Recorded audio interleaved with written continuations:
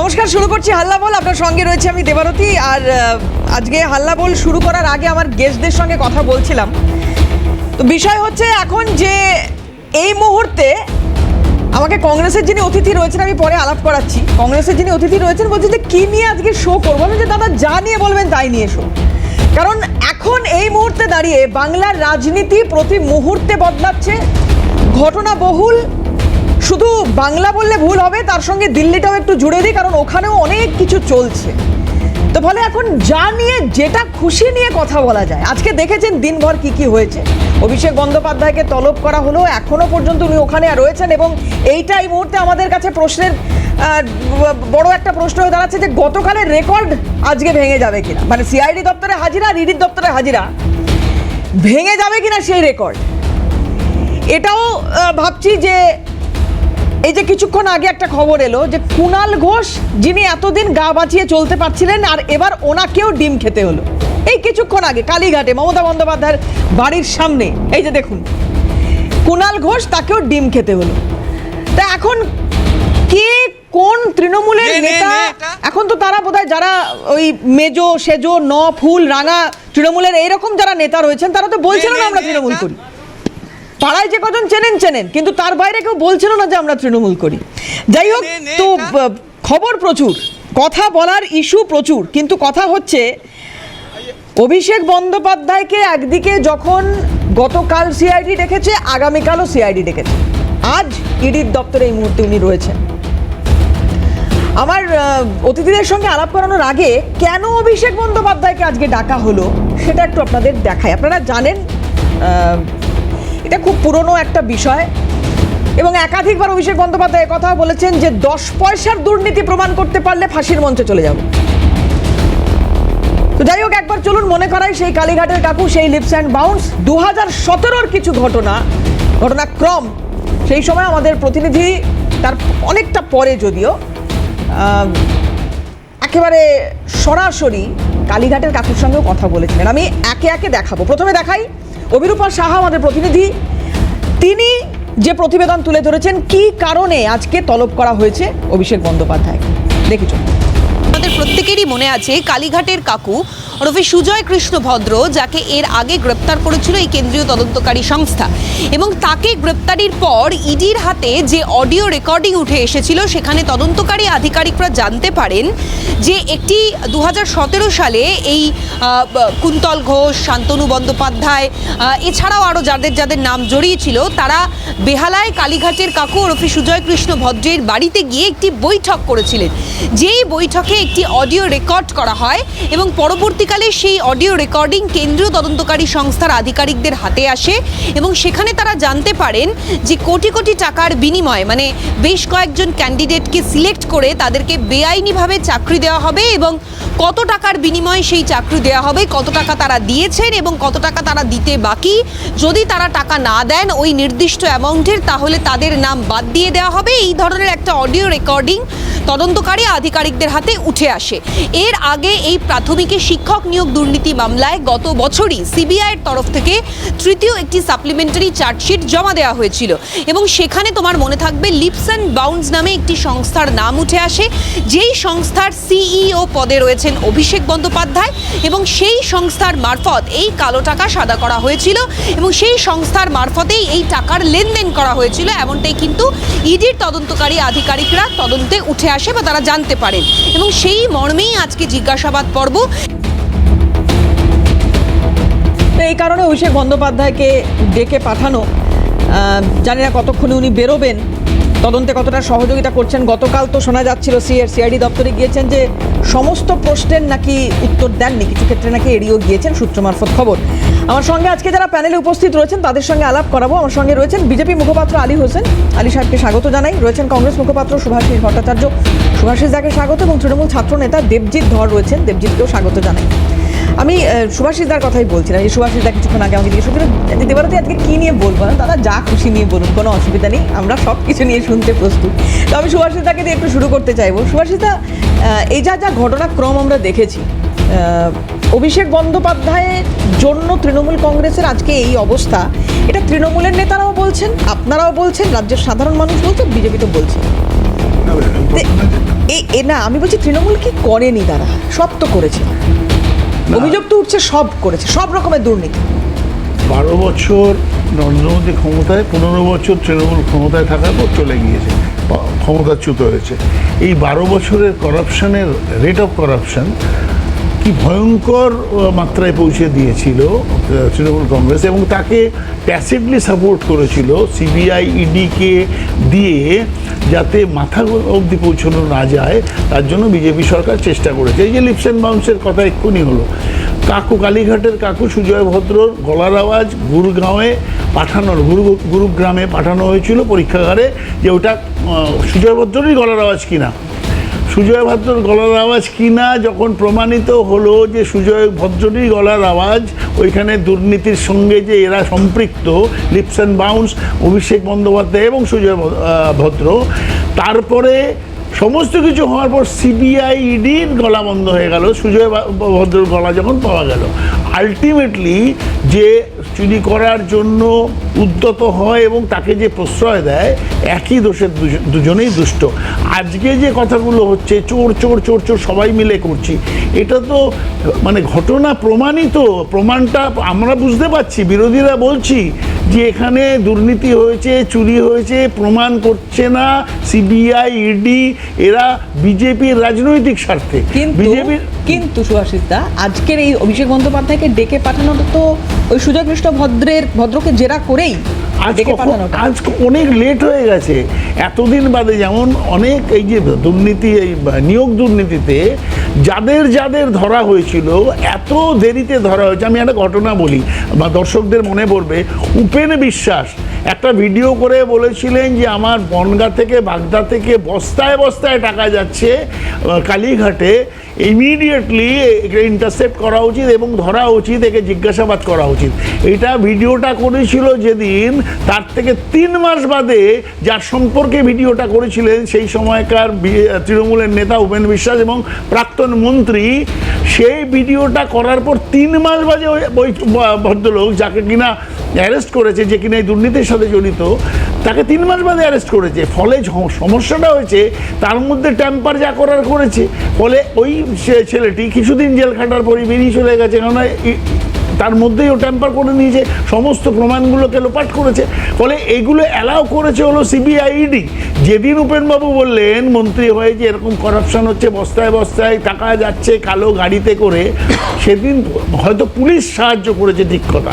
সেই পুলিশগুলোকেও ধরা উচিত, যে পুলিশগুলো তাদের এক্সকর্ট করে গিয়ে কালীঘাট অবধি টাকা পৌঁছে দিয়ে এসছে, সেই পুলিশকে ধরা উচিত। আজকে যাদের গায়ে ডিম ছুটছে, ধরে নিন কুণালের গায়ে ডিম ছুটছে, বা যারা ধরা পড়ছে তাদের গায়ে ডিম ছুটছে, এই যে এত বড় র্যাকেটটা চলেছে, এর মধ্যে তো পুলিশও জড়িত ছিল।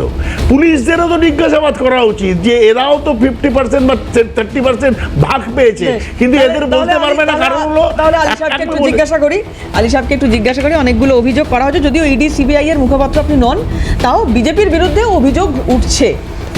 আলী সাহেব দেখুন, সুভাষিসবাবু যে কথাগুলো বললেন না, ওনাদের একটা বলতে হয় তাই বলছেন, কিন্তু ওভারঅল করাপশনের যদি জননী কেউ থাকে সে কিন্তু কংগ্রেস। সারা ভারতবর্ষ জুড়ে, সমস্ত রাজ্য জুড়েই যখন কংগ্রেসের রাজত্ব ছিল, এ থেকে জেড পর্যন্ত সব জায়গাতেই করাপশনে ওরা হেড ছিল। সেই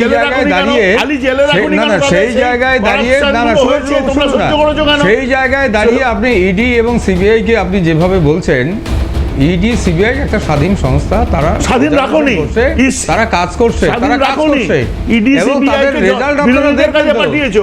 দিনের পর দিন বিরোধীদের কাছে পাঠিয়েছো, পক্ষ থেকে ছগন মুজুমদারের কাছে যায়নি, ইডির পক্ষ থেকে অভিষেক ব্যানার্জিকে জিজ্ঞেস করা হয়েছে, বিজেপিতে ঢুকে গেল, সেদিন অভিষেক ব্যানার্জিকে জিজ্ঞেস করা হয়েছে, উত্তর দিতে পারেনি অভিষেক ব্যানার্জি, দিতে পারেনি। সেটা নিশ্চিত ইডি তার ব্যবস্থা নেবে, এটা মনে রাখবেন। কেন্দ্রীয় সংস্থা, যখন তখন একজনকে ধরলাম পুলিশের মতন, একজনকে ধরে নিলাম আর সঙ্গে সঙ্গে বিচার শুরু হলো, এরকম বিষয় না। এটা সর্বভারতীয়, এটা এবং সারা বিশ্বের একটা টপ একটা সংস্থা। এই সংস্থা যাকে তাকে আর যখন তখন ধরে আর রিটার্ন হয়ে আসবে, এটা হতে পারে না। যাকে ধরবে জমের মতন ধরবে, অবশ্যই তার বিচার হবে। এটা দেখুন কিছুদিনের মধ্যে 49টা বিল পাস করি, যেই চাপে রেখেই তো রাজ্যসভায় যে কটা জনস্বার্থ বিরোধী বিল বিজেপি পাশ করিয়েছে, সব কটাতে তৃণমূল কংগ্রেস অ্যাবসেন্ট ছিল না অ্যাবস্টেন করেছে, নয় ওয়াকআউট করেছে। মানে ফলে কি হয়েছে, এই ইডিসিবিআই এই কাজটাই করেছে যে তৃণমূল কংগ্রেসকে চাপে রাখো যাতে আমি আমার বিলগুলো পাস করিয়ে নিতে পারি, সেই জন্য কাজে লাগিয়েছে ইন্ডিয়া জোটের ছত্র আজকে যেমন এসিকে দিয়ে কাজে লাগিয়ে প্রতিটা জায়গায় জিতে আসছে বিনা বিজেপি কিছু বলার নেই তো। মানুষকে তারা যদি তৃণমূল ইন্ডিয়া জোট থেকে বেরিয়ে গিয়ে এনডিএ কে আমাকে বলুন, কাকুলি ঘোষ তো নারদাস টিম অপারেশনে ছিল, সেখানে বিজেপিতে জয়েন করছে, কিছুই করতে পারলেন না। কাকুলি ঘোষ দস্তিদার বিজেপিতে যাচ্ছে কেন? তাকে তো নারদা অপারেশনে দেখা গেছে টাকা নিতে। সেই মমতা ব্যানার্জিকে সুদীপ বন্দ্যোপাধ্যায়কে জেল কাটিয়েছিল, মমতাকে আপনারা কোলে নিয়ে জড়িয়ে ধরে যাচ্ছে না। এক মিনিট, সুভাষিতা বলছে বিজেপিতে যাচ্ছে, এনসিপিআই তে যাওয়ার কথা ঘোষণা করছে না। আজকে বলুন, আনন্দবাজারের মতন একটা জায়গায় পত্রিকাতে বলে দিয়েছে, আজকে সান্ধ্যকালীন পত্রিকাতে জানিয়ে দিয়েছে না, ওনারা বলছেন যে দুজন মন্ত্রী হচ্ছে, দুজন সুদীপ বন্দ্যোপাধ্যায় মন্ত্রী হবে, যাকে জেল কাটালো থাকবেন কিনা সেটাই এটা কিন্তু ফেক। আমরাও যেটা জানতে পারছি যে এটা কিন্তু ফেক হতে পারে, এখনো পর্যন্ত গুজবে আমরা কান দিচ্ছি না। দেখা যাক সেটা দেখা যাক, দেখা যাক। এক মিনিট, এটা গুজব। আজকে শুভেন্দু যাচ্ছে, যেহেতু ওনারা নিজেরা যে গতকালের যে বাইট আমরা দেখলাম বা পেয়েছি, যেটুকু পেয়েছি সেখান থেকে ওনারা নিজেরাই বলছেন যে এনসিপিতে তারা যোগদান করছেন। তো এখন আমরা এটা ধরে এগোই, পরবর্তী ক্ষেত্রে দেখা যাবে কি হবে, তখন তো আরো ঝগড়ার জায়গা রয়েছে। কিন্তু আমি বলছি, আমি একটু এইখানটা মানে আজকে যেটা নিয়ে কথা বলছিলাম এখানে ফোকাস করতে চাইব। অভিষেক বন্দ্যোপাধ্যায় এই মুহূর্তে সিআইডির ইডির দপ্তরে রয়েছেন, কখন বেরোবেন আমরা জানি না। একদিকে যখন এই ঘটনা ঘটছে তখন আমরা জানি না অরূপ বিশ্বাস কোথায় আছেন, কারণ অরূপ বিশ্বাসের ওই 48 ঘন্টার সময়সীমা ইতিমধ্যেই শেষ হয়ে গিয়েছে। আজ পর্যন্ত হাজিরা দিলেন না অরূপ বিশ্বাস। আরেকটা ফুটবল ওয়ার্ল্ড কাপ চলছে, মেসি কালকে নামবেন, আর আজকে পর্যন্ত অরূপ বিশ্বাসের কোনো খোঁজ পাচ্ছি না। আলী সাহেব, কতটা তৎপরতার সঙ্গে খোঁজা হচ্ছে অরূপ বিশ্বাসকে? সময় তো শেষ, 48 ঘন্টা শেষ। উনি একটা রক্ষাবন্ধন পেয়েছিলেন 48 ঘন্টা, 48 ঘন্টা পেরিয়ে গেছে, নিশ্চিত তার ব্যবস্থা হবে, আইন অনুক ব্যবস্থা হবে, নিশ্চিত রূপে থাকুন, কেউ রেহাই পাবে না, কেউ রেহাই পাবে না। এই যে 29 জন এমপি, 29 জন এমপি একজনও রেহাই পাবে না। এখানে আপনি যতই ফ্র্যাকচার হোক না কেন, কেউ রেহাই পাবে না জনগণের কাছে। যারা জনগণের টাকা আত্মসাৎ করেছে, যারা দুর্নীতি করেছে, যারা স্ক্যান্ডেলিং করেছে, 29 এমপির কেউই রক্ষা পাবে না। আমি একটু দেবজিতের কাছে আসি, প্লিজ আসবো দেবজিতের কাছে আসি। দেবজিৎ যেহেতু ছাত্র নেতা, তো ফলে দেবজিৎ এটা তো মানবে যে একটা বিরাট এফেক্ট পড়েছে শিক্ষক নিয়োগ দুর্নীতির ক্ষেত্রে। আমি রাজ্যের বুকে এই যে 26,000 শিক্ষক তারা পথে বসেছিলেন, তাদের সঙ্গে কি ব্যবহার তৃণমূল সরকারের পুলিশ করেছিল সেটাও আমরা দেখেছিলাম, সরকারটা করেছিল সেটাও আমরা দেখেছিলাম। একজন ছাত্র নেতা হিসেবে আমি জানতে চাইছি তোমার কাছে যে এই দুর্নীতির কোটি কোটি টাকা লিপস অ্যান্ড বাউন্স হয়ে অভিষেক বন্দ্যোপাধ্যায় পর্যন্ত পৌঁছানোর যে অভিযোগ উঠেছে, তোমরা কি দেখছো, তোমরা কি বুঝছো? তোমরা তো ভবিষ্যৎ আগামী। আপনার এই বিষয়তে আসার আগে আমি একটা কথা বলতে চাই। বিজেপির মুখপাত্র যে বলল না যে ইডি, সিবিআই বা ইডি নিরপেক্ষভাবে তদন্ত করছে, যদি ইডি কেন্দ্রের সংস্থা যদি নিরপেক্ষভাবে তদন্ত করত, তাহলে আপনাদের এই ইনফরমেশনটা জানা উচিত যে যারা যারা বিরোধী রাজনীতি করে সেই বিরোধী নেতা বা নেত্রীদের 95% তারা যেহেতু বিজেপিটা করে না, তাদেরকে হেনস্থা করা হয়, তাদেরকে ভয় দেখানো হয়।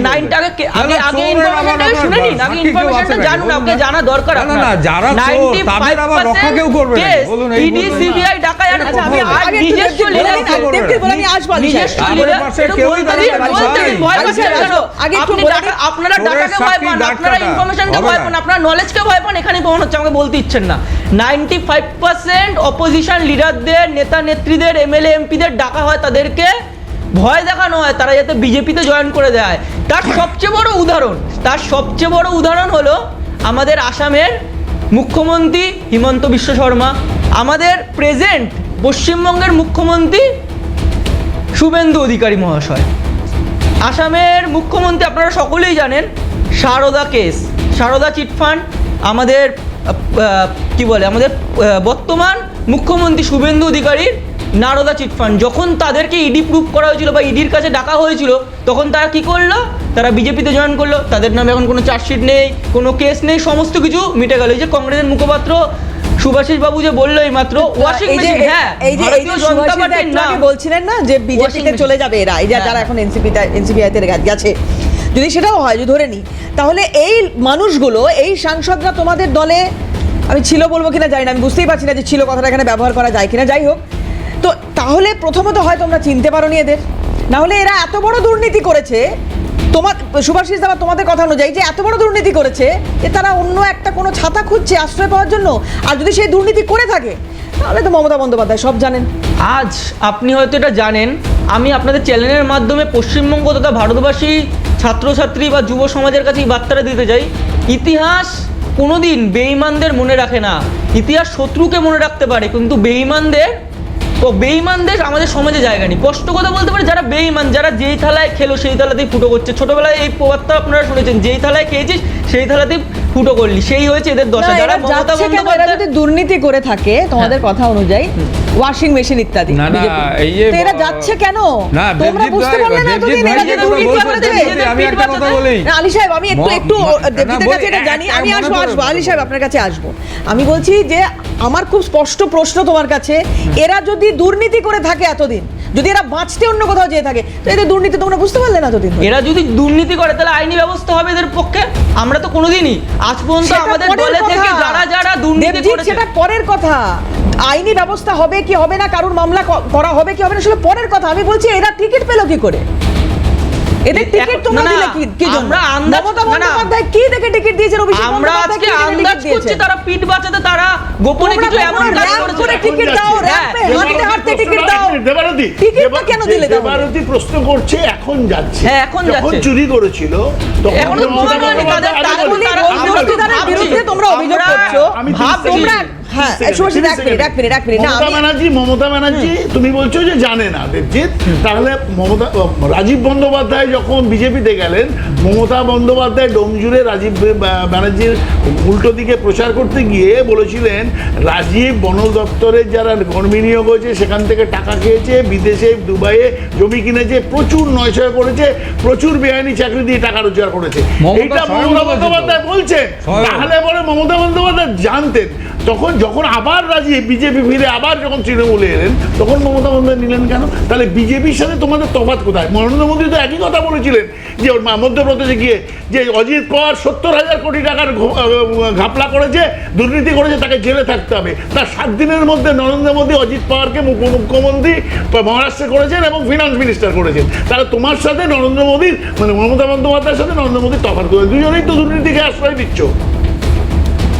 সবচেয়ে বড় কথা এখানে হলো, আপনি যে বলছেন না যে আমরা দুর্নীতিকে আশ্রয় দিচ্ছি, আপনি যদি এটা দেখেন, ফর ইওর কাইন্ড ইনফরমেশন, আপনি যদি এটা জানেন, আমাদের সরকার থাকাকালীন বা আমাদের দলে যারা ছিল তারা যদি দুর্নীতির সঙ্গে যুক্ত ছিল কোনোভাবে, যদি কোনোভাবে প্রমাণ পেয়েছো, উপযুক্ত প্রমাণ যদি দেওয়া হয়, তাদের সঙ্গে সঙ্গে দল থেকে রাস্টিকেট করে দেওয়া হয়েছে। এটা আপনি দেখেন, যদি কোনো প্রশাসনিক সভায় বলেন তুই তো বোম বাঁধিস, আর কি প্রমাণ লাগে? তারপর টিকিট দিচ্ছে, আর কি প্রমাণ লাগে ভাই?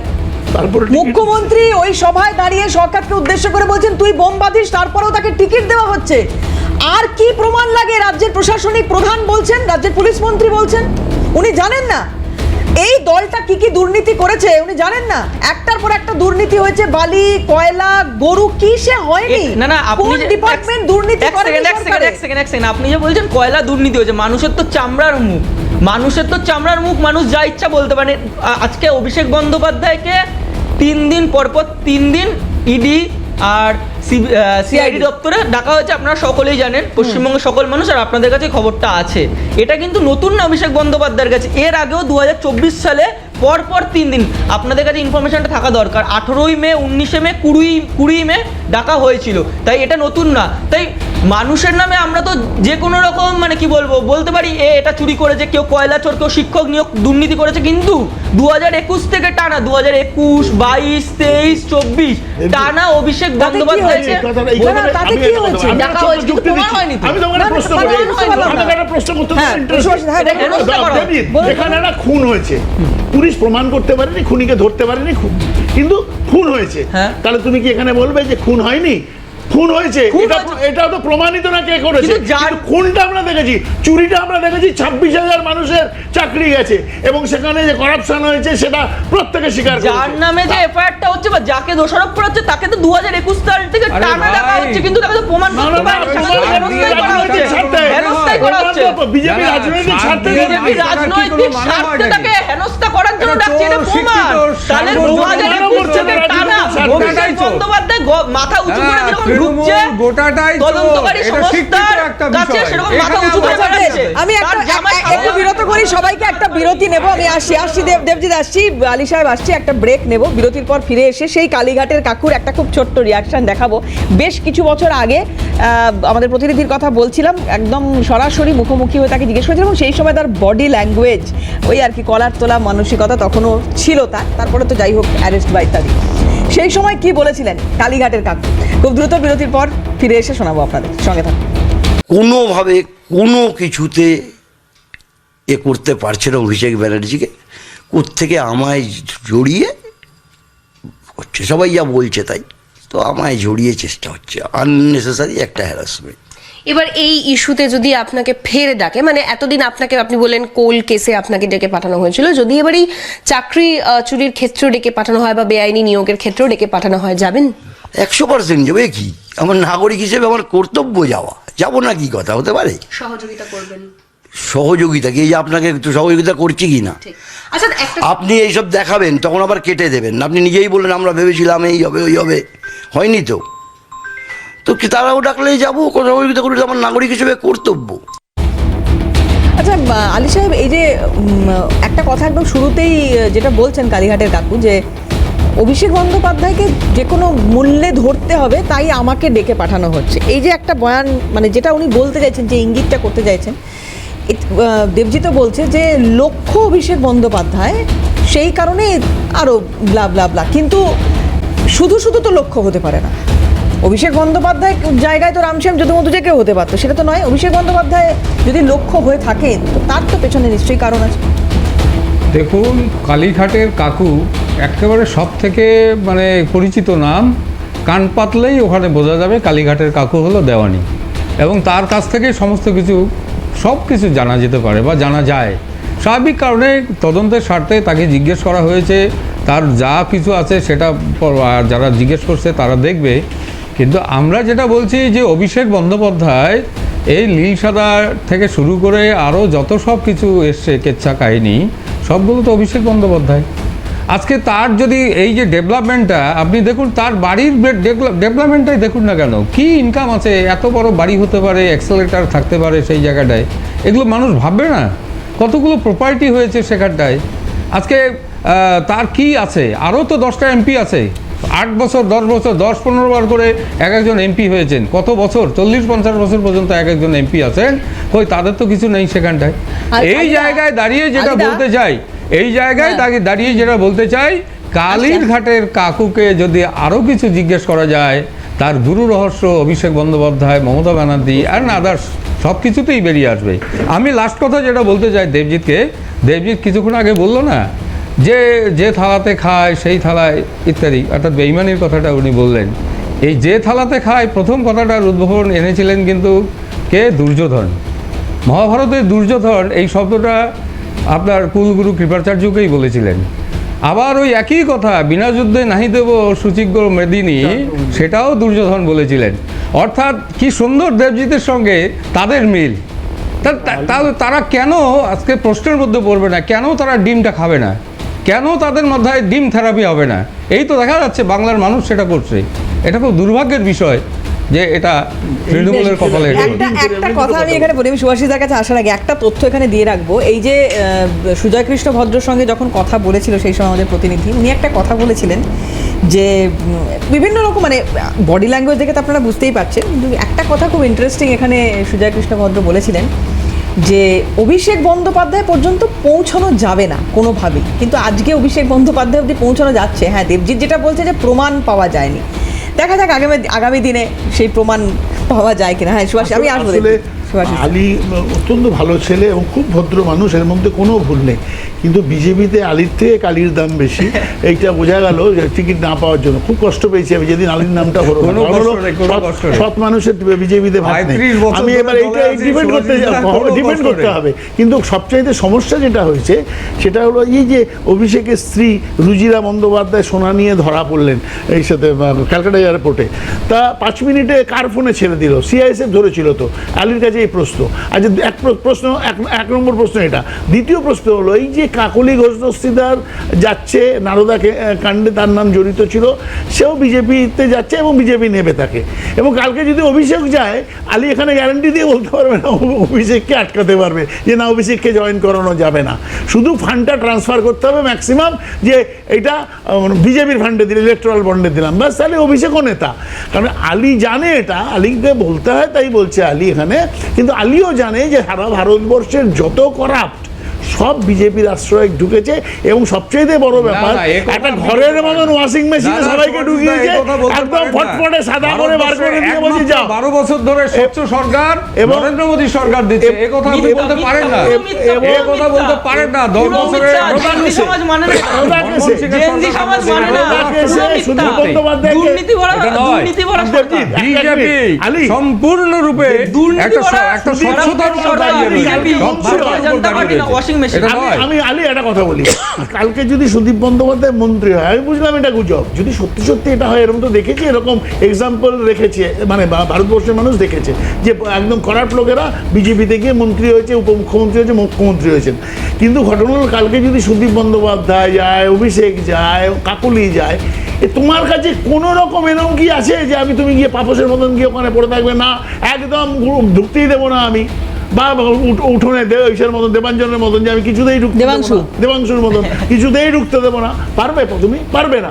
তাহলে এখানে যে কথাগুলো বলে পরে যখন এটা কাঁচা কথা, দাদা আমি উত্তর দিতে পারবো না, কাঁচা কথা, এগুলো কথার কোনো ভিত্তি নেই। ভিত্তি নেই মানে এটা আমরা দেখছি, মোটেই ভিত্তি নেই। ভারতবর্ষে দেখেছি। এটা অসম্ভবকে আপনারা জোর করে আপনারা কাঁঠাল পাকাচ্ছেন, এইভাবে নয়। কাঁঠাল আপনাকে পাকাচ্ছেন, কাঁচা কাঁঠাল পাকাচ্ছেন, এইভাবে হয় নাকি? বললেই মন্ত্রী হয়ে গেল। তারা কোন অবস্থানে আছে, তারা সত্যি সত্যি এনডিএ এর মেম্বার হবে কিনা, এনডিএ তে আসবে কিনা, কে বলছে? যাচ্ছে শুভেন্দু হয়নি সেরকম বিষয় আছে। শুভেন্দু আমাদের কি বলছেন? মুখ্যমন্ত্রী, মাননীয় মুখ্যমন্ত্রী নিয়ে আছেন কাকলিকে এসকর্ট করে। তাহলে what does it reflect in the mind of the people? Those people who are voted for Trinamool Congress, they are escorted by Suvendu Adhikari to join BJP. আজকে কলকাতা কর্পোরেশনের পৌরসভার সরকারি বৈঠক ছিল, সেখানে মুখ্যমন্ত্রী গিয়েছেন, কি আছে? সরকারি বৈঠকে যাবেন না কেন? কোথায় গিয়েছে আমরা জানতে এই কালচার আমরা শুরু করব। ঠিক আছে, যদি সবাইকে ডাকা হবে এই সরকারি যদি মিটিংয়ে। এইভাবে সত্যি রাজ্যের এবং দেশের উন্নয়ন হয়, তাহলে সেটাকে অ্যাকসেপ্ট করতে মনে হয় না বাংলার মানুষের খুব একটা সমস্যা হবে বা দেশের মানুষের সমস্যা হবে। কিন্তু উন্নয়নটা হোক, এটা আমরা সবাই চাই। যাই হোক, একটা ব্রেক নেব, আবারও বিরতির পরে আবারও ফিরছি, সঙ্গে থাকুন। প্রাথমিকের নিয়োগে প্রচুর টাকার খেলা, এই যে সুজয় কৃষ্ণ ভদ্রর কথা বলছিলাম, তাকে জিজ্ঞাসাবাদ করে অভিষেককে তলব করার প্রয়োজন মনে করেছেন ইডির আধিকারিকরা, সেই কারণেই তলব করা হয়েছে। আমি দেবজিতের কাছে আরেকবার একটু যাওয়ার চেষ্টা করব। আমি আগে প্রশ্নটা রেখেছিলাম, তুমি কি ইচ্ছে করে এড়িয়ে গেলে নাকি বলার অবস্থায় নেই? ছাত্র নেতা হিসেবে এই নিয়োগ দুর্নীতি, কোটি কোটি টাকার খেলা চলেছে, তোমরা কীভাবে দেখেছো বিষয়টাকে? আপনি তো মানে সমালোচনা দলের করা সম্ভব হয়েছিল দলের মধ্যে থেকে?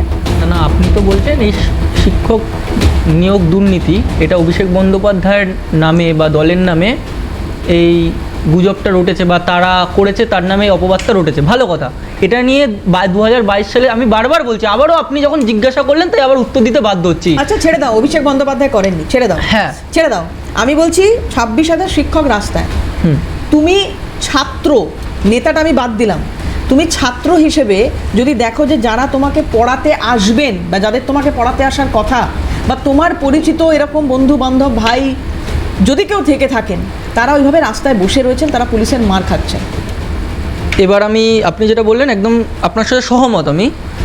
আমি সর্বপ্রথম একজন ছাত্র, তাই যে বা যারা, সে আমার দলের হোক, তৃণমূল কংগ্রেসের হোক বা যেই দলেরই হোক না কেন, যারা এই ছাত্র নিয়োগ দুর্নীতিতে অভিযুক্ত, তাদের আইনি পথে নেওয়া হোক, আইনি ব্যবস্থা নেওয়া হোক, তাদের জন্য যা করার। আমরা দল বা মমতা বন্দ্যোপাধ্যায় তাদের সাথে কোনোদিনই ছিল না, না থাকবে আগামীতে। এই বিশ্বাসটা আমি বাংলার জনগণের কাছে আপনাদের এই চ্যানেলের মাধ্যমে বলতে চাই।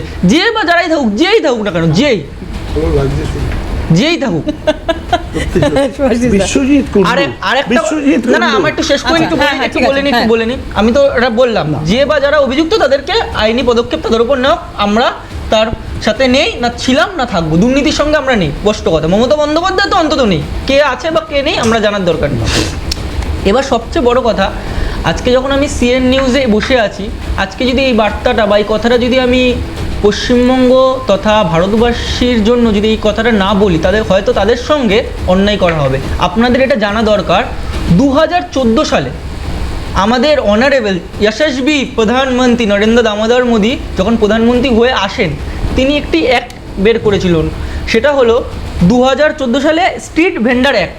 সেই অ্যাক্টে বলা হয়েছিল যারা হকার বা ফুটপাতের ছোটোখাটো দোকান, তারা যাতে আরও সুন্দরভাবে তাদের ব্যবসাটা আরও বড়ো করতে পারে, বা তারা অ্যাটলিস্ট দিন আনে দিন খেয়ে বাঁচতে পারে, তাদের জন্য ফুটে দোকান করে দেওয়া হয়েছিল বা হকারি করার ব্যবস্থা করে দেওয়া হয়েছিল।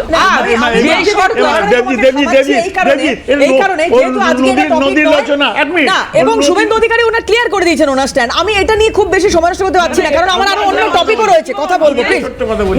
একদম দেবারতী নদীর রচনা লিখতে দিয়েছে, তুমি গরু লিখছো। বাংলার মানুষের জন্য এখানে বসে আছি তো, তাই জন্যই বললাম। এটা নিশ্চয়ই বলা উচিত, নিশ্চয়ই ঠিক কথা, কিন্তু এখানে প্রশ্নটা ছিল নদীর রচনা, তুমি গরুটা লিখো। না আমি তো বললাম, আমি তো ক্ষমা চেয়ে নিলাম যে আমি এটা একবার বলতে বাধ্য হচ্ছি বাংলা তথা ভারতবাসীর জন্য। বিশ্বজিৎ কুন্ডু বলে একটি তোমাদের এমএলএ ছিল, সে তার নিশ্চয়ই নাম শুনেছো। সে বিজেপিতে যাওয়ার আগে বলেছিল আমি তো প্রায় 64 জনকে চাকরি দিয়েছি আমার বাড়ির লোক সমেত। এটা বিশ্বজিৎ কুন্ডু বিজেপিতে যাওয়ার আগে বলেছিল, তারপরে বিজেপি নিয়েছিল ওই চাকরি চোরকে। আচ্ছা, এবং সে যখন বলছে নিশ্চয়ই এটা বিশ্বজিৎ কুন্ডু করেছে, যখন তার মধ্যে আধিকারিকরাও জড়িত এবং সেই সময় যারা শিক্ষামন্ত্রী ছিলেন তারাও জানেন, তাহলে বিশ্বজিৎ কুন্ডু এবং শিক্ষামন্ত্রী কেন এরা আইনের আওতায় এলো না এতদিন পর্যন্ত? এটা বলুক বিজেপি। এবং বন্দ্যোপাধ্যায় যদি না জেনে থাকে তাহলে রিজাইন করেছে কেন? আমি শুভেন্দু অধিকারী তার একটা রিয়াকশন রয়েছে এই বিষয়ে। মাননীয় মুখ্যমন্ত্রী কি বলেছেন, এই নিয়োগ দুর্নীতি যে ব্যাপক প্রভাব পশ্চিমবঙ্গের রাজনীতিতে পড়েছিল এবং আমাদের যারা পরবর্তী প্রজন্ম হয়তো তাদেরও বেড়ে ওঠায় পড়েছে, আমরা জানি না সেটা। কি বলেছেন মাননীয় মুখ্যমন্ত্রী, দেখাই আপনাদের। রাজ্য সরকার কর্মসংস্থানের ক্ষেত্রে ত্রিমুখী নীতি নিয়ে চলবে। সরকারি কর্মসংস্থানের ক্ষেত্রে আমরা স্বচ্ছতার সঙ্গে চলব, সুপারিশে এবং খাতা বদল করে এই যে চাকরির দুর্নীতি হয়েছে এটা অতীত হিসাবে ভেবে নেন। আমাদের আগামী দিনে যারা চাকরির পরীক্ষায় বসবেন তারা কত নাম্বার লিখলেন তার কপিও বাড়িতে নিয়ে আসতে পারবেন, ওএমআর এর কার্বন কপি। আগে মৌখিক পরীক্ষায় বেশি নম্বর ছিল, আমরা মৌখিকের নাম্বারও কমিয়ে দেব, একাডেমিকের নাম্বারও বিবেচনায় আনবো। কিভাবে উনি এই বিষয়টাকে প্ল্যান করছেন সেটা সময় বলবে, আমরা ডেফিনেটলি সেদিকে তো নজর আমাদের থাকবে। কিন্তু একটা ব্রেক নেব, আর বিরতির পর ফিরে এসে দেবজিৎ আমি জানি না তখন কি উত্তর দেবে। যা যা দুর্নীতি তৃণমূল কংগ্রেস করেছে তার একটা কি বলবো, যাই হোক, তার একটা সারসংক্ষেপ বোধহয় 109 নম্বর ওয়ার্ডে অনন্যা বন্দ্যোপাধ্যায়ের পার্টি অফিসে গেলে বা ওনার ওই অফিসে গেলে আমরা দেখতে পাবো। আমি অভিরূপা সাহা আমাদের প্রতিনিধি, তিনি গিয়েছিলেন।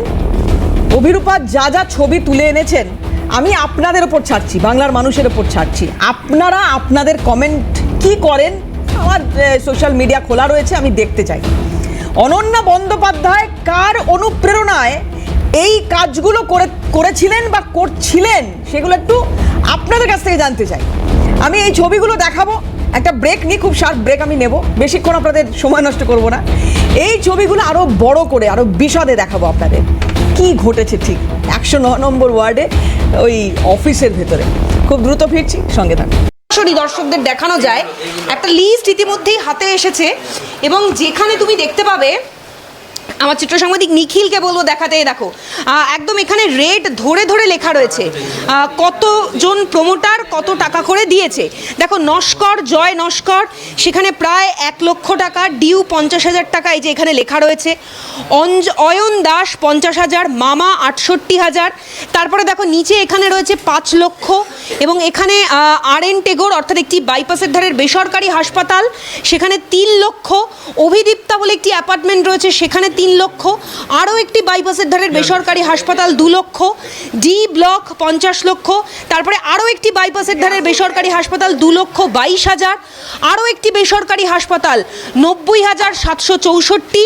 এই করে করে লোকাল প্রমোটারে দেখো 10,90,000, মানে একদম পয়েন্ট টু পয়েন্ট লেখা রয়েছে। তার মধ্যে বাইপাসের ধারের একাধিক বেসরকারি হাসপাতালের নাম উল্লেখ রয়েছে, কোন হাসপাতাল কত টাকা করে দিচ্ছে বা কত টাকা করে যাচ্ছে। অর্থাৎ এই যে হাসপাতালের নাম দেওয়া, বিভিন্ন অ্যাপার্টমেন্টের নাম দেওয়া, এই যে টাকার অঙ্কগুলো, এগুলো কিসের? এগুলো এলাকার সাধারণ মানুষ তারা এই মুহূর্তে যাচ্ছেন।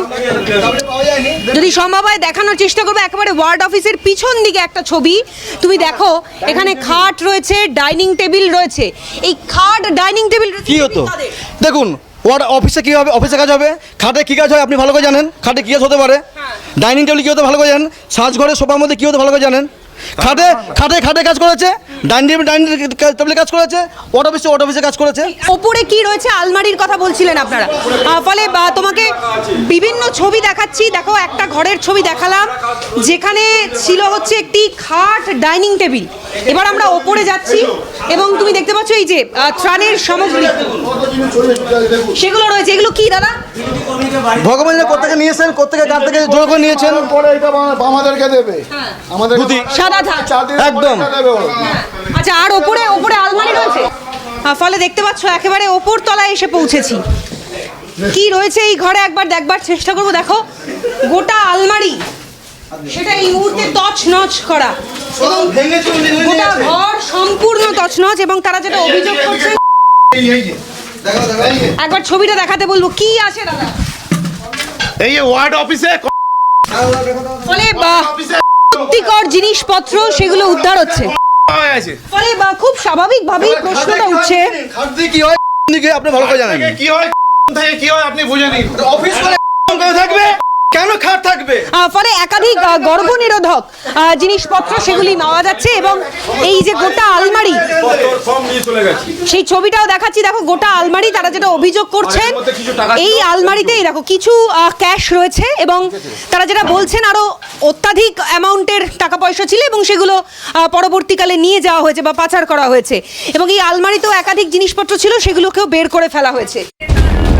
দেবজিতের কাছে আসবো। দেবজিৎ, কিরকম লাগলো এটা?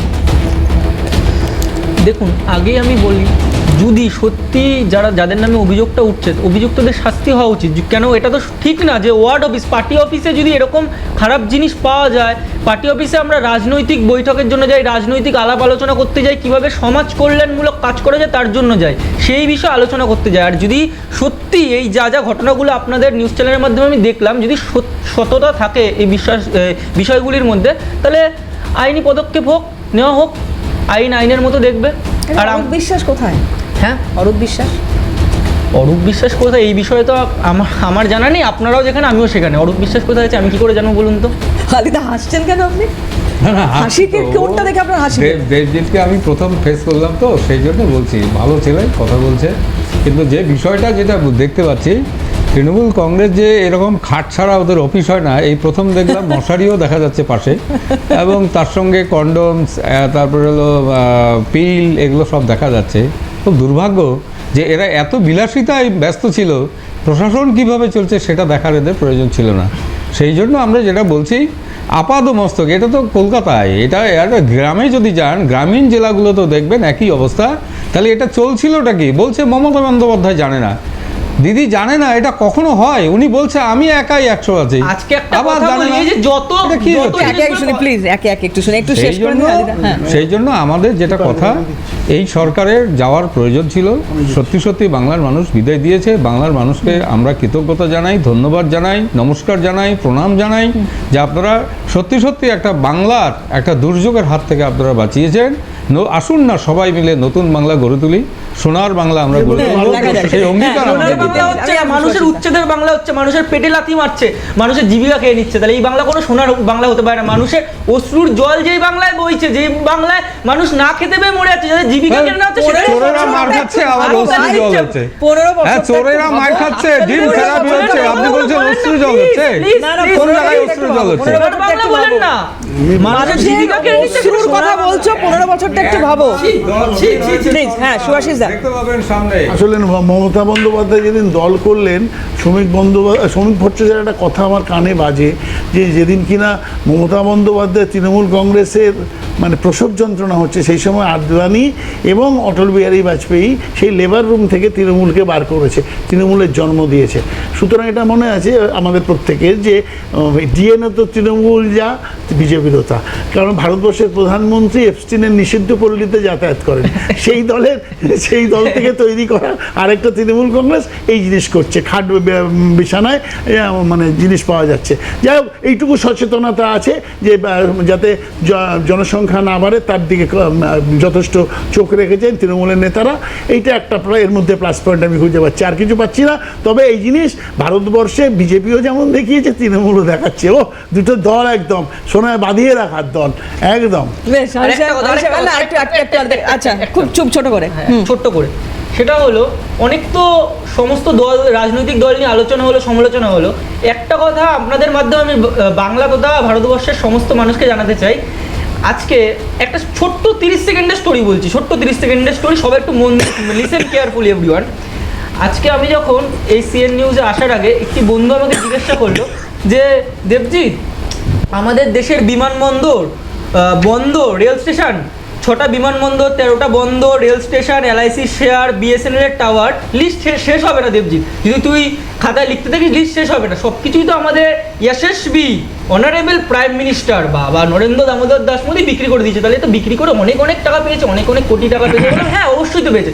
বলে যখন অনেক কোটি টাকা পেয়েছে, তাহলে এই টাকা দিয়ে কটা ভালো রাস্তা করলো, কটা দেশের বা সমাজমূলক কাজ করলো, কটা ইনস্টিটিউট খুললো, কটা কলেজ খুললো। ভাই তোমরা ছাত্র কিনা বলো না, ছাত্র তোমরা ছাত্র, দেখতে পাচ্ছ না অন্ধকার নাকি? তোমাদের চোখ নেই? আরে ন্যাশনাল হাইওয়ে গুলো কার? ন্যাশনাল হাইওয়ে গুলো কার? কি বলছো ভাই? উত্তরপ্রদেশে গিয়েছো কি? 11 লাইনের রাস্তা আছে, কি বলছো?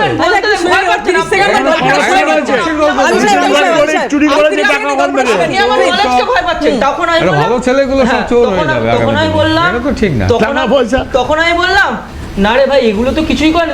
তখন আমার বন্ধুরা বললো তাহলে কি করলো? তখন আমি বললাম কি বলছিস, তুই ভুল বলছিস। যখন এত কিছু জিনিস বেচে দিয়েছে, এত টাকা পেয়েছে, কিনেছে না নিজের দলের জন্য, নিজের দলের সাথে ইডি কিনলো, সিবিআই কিনলো, ইসিআই কিনলো, মিডিয়া কিনলো। ইডি কিনলো বিরোধী ধরার জন্য, সিবিআই কিনলো মানুষকে ভয় দেখানোর জন্য, নেতার অপোজিশনদের ভয় দেখানোর জন্য, আর ইসিআই কিনলো ভোট চুরির জন্য। তার সবচেয়ে বড় তুমি বেরোলে ডিম খেতে পারো, কিন্তু তুমি বেরোলে ডিম খেতে পারো। এই যে যাতা বলছে আলী সাহেব কি বলছে, বুঝতে পারছেন আপনারা? যে এক হাতে কিনছে আর এক হাতে দেশকে। না তুমি সাবধানে বাড়ি যাবে কিন্তু দেবজিৎ, সাবধানে বাড়ি যাবে। আলী সাহেব কি বলছে এগুলো? দেখুন, মানে আপনি বা সুভাষিস দা, আমি জানি না, ও অনেক ছোট, যাই হোক ওর এখন আগামী সময় উজ্জ্বল হোক। একটা ভুল দিন আপনারা, একটু পরিণত হলে দেবজিতের সমস্ত কথা চেঞ্জ হয়ে যাবে, চিন্তার কোনো কারণ নেই। আজকে তৃণমূল কংগ্রেস আজকে জমাল হয়ে যাচ্ছে তৃণমূল কংগ্রেস জমাল হয়ে যাচ্ছে। এই পার্টিটার অস্তিত্ব আগামী দিনে আর থাকবে না। দেবজিৎ তৃণমূলের হয়ে বলতে পারবে কিনা আগামী দিনে, সেটাও তো বড় কথা। তাদের পার্টিটাই নেই, শেষ হয়ে গেল। আজকে সময় শেষ, আমি সবাইকে ধন্যবাদ জানাচ্ছি। আজকে একদম সময় শেষ ভাই, একদম সময় শেষ। প্রত্যেককে ধন্যবাদ জানাবো। এবং আমি এটা শেষে একটু বলতেই চাই যে আজকে অনেকদিন পর, এই 4th মের পরে যারা তৃণমূল কংগ্রেসের এখানে এসেছেন, মুখপাত্র হয়ে কথা বলতে এসেছেন, আমি একমাত্র দেবজিৎকেই দেখলাম যে এই এত কিছুর পরেও, এত ডিম খাওয়া, এত গোবর খাওয়া ইত্যাদির পরেও এই কলার তুলে বলার ক্ষমতা এই দেবজিতের আছে। আমি হ্যাটস অফ দেবজিৎ তোমাকে, কারণ বাকি অন্যান্য তোমার দলের নেতারা এখানে এসে কিন্তু এইভাবে কথা বলতে পারেনি। যাই হোক, ধন্যবাদ প্রত্যেককে আবারও সময় দেওয়ার জন্য, এবং আপনারা যারা আমাদের সঙ্গে এতক্ষণ ছিলেন আপনাদেরও ধন্যবাদ। শেষ করছি, অন্যান্য খবরের জন্য চোখ থাকুক সিএনএ।